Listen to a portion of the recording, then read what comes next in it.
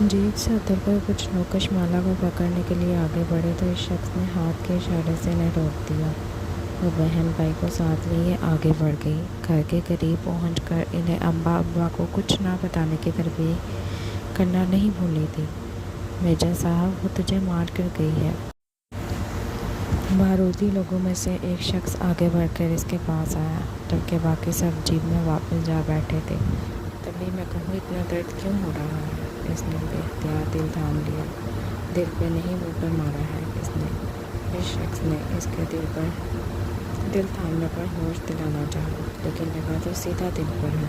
वो इसके शहर में डूबे हुए जीप के बूंद पर आ बैठा। दूसरा शख्स भी इसकी तकलीफ में इसके बराबर आ बैठा। कहीं पहली नज़र में इश्क तो नहीं हो गया?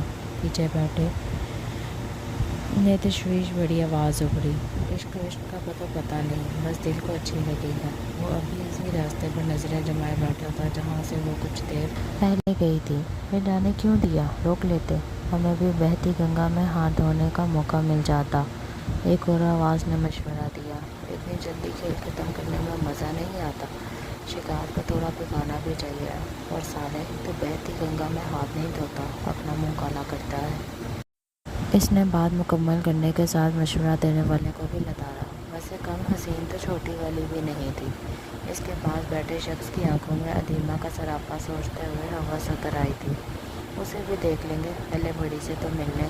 तो बता करवा कौन है, कहाँ रहती है? अगर बाप जिंदा है तो ससुर श्री से भी एक मुलाकात तो फिक्स करवा। आखिर तब का हिसाब भी तो बराबर करना है। उसने पास बैठे शख्स की तरफ देखते हुए और बासत से आंख मारी तो फिजा में का फलक शगाफ मकरू कहका गूंज गया। तेरे मस्त मस्त तो नैन, मेरे दिल का लग गई चैन। वो जो सर पर लकड़ियों की गठरी रखे सड़क के किनारे चल रही थी, अचानक जीप के पास आकर रुकने पर करंट खाकर पीछे हुई। इसने बमुश्किल सर पर रखी लकड़ियों को गिरने से बचाया था। जीप से झांकता चेहरा देखकर इसकी आंखों में नागवारी उतर आई। आज वो अकेला ही था। इसके गाने के लोफराना अंदाज का नज़रअंदाज करते हुए वो आगे बढ़ने लगी। मैं छोड़ देता हूँ घर तक, इतना वज़न उठाकर इन नाजुक हाथों में दर्द हो रही होगी। सुस्त रोई से वो जीप को चलाता हुआ वो इसके बराबर आया था। इसने अब की बार भी कोई जवाब नहीं दिया, बस खामोशी से चलती रही। आज तुम्हारी वो छोटी बहन नज़र नहीं आ रही। इस दिन मेरे एक दोस्त को वो बहुत पसंद आई थी। कशमाला को बोलने पर उकसाने के लिए उसने खला में तीर चलाया, जो ठीक निशाने पर लगा था। इसकी बात पर कशमाला ने सर पर रखी गठरी नीचे रख दी। इसके हाथों में वाज़ेह लर्जिश थी, तो मुकाबल की आंखों से माफ़ी नहीं रह सकी। तभी तो वो अपनी बात पर महफूज होते हुए मुस्कुराया था। आज तक भी मेरी बहन का नाम अपनी गंदी जुबान पर न लाना, वरना अगले पल बोलने के काबिल नहीं रहोगे।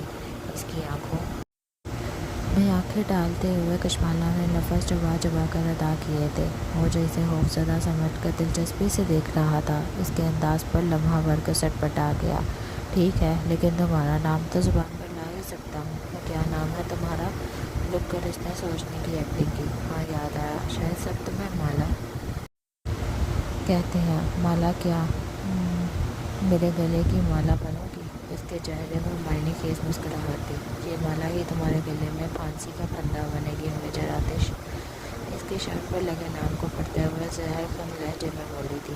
मैं चाहूँ तो तुम्हें भी गाड़ी में डालकर लेके जा सकता हूँ और कोई मेरा कुछ नहीं बिगाड़ सकता, क्योंकि तुम अकेली और सड़क सुनसान। लेकिन फिर भी मैं तुम्हें सोचने के लिए वक़्त दे रहा हूँ। अगर तुम मुझ तक आ गई तो ठीक, वरना ये काम मेरा दोस्त करेगा और बदले में मुझे इसको तुम्हारी बहन लाकर देनी पड़ेगी। कहकर इसने जीप स्टार्ट की और वो कार ले गया। वो बुज़दिल नहीं थी। फिर भी घर वापसी पर इसके कदम लड़खड़ा रहे थे। आसिफ ने इसके घर का रुख कर लिया था और घर बचाने का कोई दूसरा सिरा इसके हाथ नहीं आ रहा था। सुने रेहान भाई, वो जो मस्जिद से वापसी पर किसी गहरी सोच में गुम नज़र झुकाए घर की तरफ जा रहा था, इसके मुसलसल आवाज़ देने पर रुक गया, लेकिन मुड़कर उसकी तरफ नहीं देखा था। मुझे पता है आप इस वक्त क्या सोच रहे हैं, कशमाला ने सुनसान गली में इर्द गिर्द देखते हुए राजदाराना अंदाज में कहा। वो बेख्तियार मुड़ा। कशमाला के साथ इसकी सहेलियाँ भी थी, जिनकी तमाम तर तवज्जो इसी पर मरकूज़ थी। क्या तुमने किताबें पढ़ना छोड़ कर लोगों की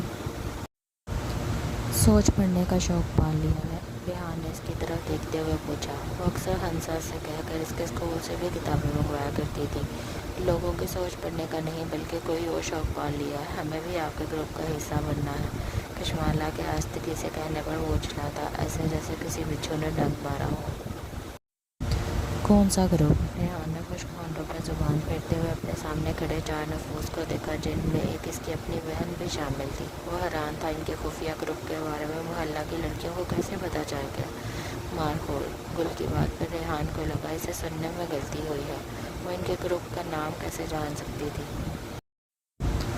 आज जब हम जंगल में लकड़ियाँ लेने गए तो अली भाई का पीछा करते हुए आपके महसूस मकाम तक भी पहुँच गए। वहीं आप लोगों की बातें सुन रही थी। और हम ये भी जानते हैं कि आपको अपना काम मुकम्मल करने के लिए आज ज़्यादा लोगों की ज़रूरत है, क्योंकि अहमद बीमार है और हसन शहर गया हुआ है। इसकी हैरत को भांपते हुए कश्माला ने तफसील बताई। मैं अपने ग्रुप में लड़कियों को शामिल नहीं करता। इन पर एक नज़र डालते हुए वो जाने के लिए मुड़ गया। क्यों, आपको लगता है लड़कियां कमज़ोर होती हैं? कश्माला इसके सामने जा खड़ी हो। नहीं, लड़कियां कमज़ोर नहीं होती, लेकिन दुश्मन के मुकाबले आने पर वो किसी की भी कमज़ोरी बन सकती हैं। और मैं अपनी कोई कमज़ोरी साथ लेकर नहीं चलता, इसने रसाना से समझाना चाहा। अगर ऐसी कोई मुश्किल आई तो हम आपको इख्तियार देते हैं कि आप अपने हाथों से हमें गोली मार देना। कश्माला ने बड़े आराम से मशवरा दिया। ये काम आसान नहीं है, तुम लोग बस अपनी पढ़ाई पर तवज्जो दो। रेहान के साफ इनकार करने पर इनके चेहरों पर मायूसी नज़र आने लगी थी। हमें मुश्किलों से लड़ने की आदत है, प्लीज़ भाई मान जाए। हंसा ने भाई की मदद करनी चाहिए। हंसा, ये तुम्हारी पसंद की कोई चीज़ नहीं है जो मार्केट से मंगवाने के लिए ज़िद कर रही हो। ये खून का खेल है। रेहान ने बहन को लताड़ा। धरती के कुछ बोझ कम करने की जिम्मेदारी हम पर भी है, लेकिन अगर आपका साथ नहीं देंगे तो हमें ये काम अकेले ही करना पड़ेगा।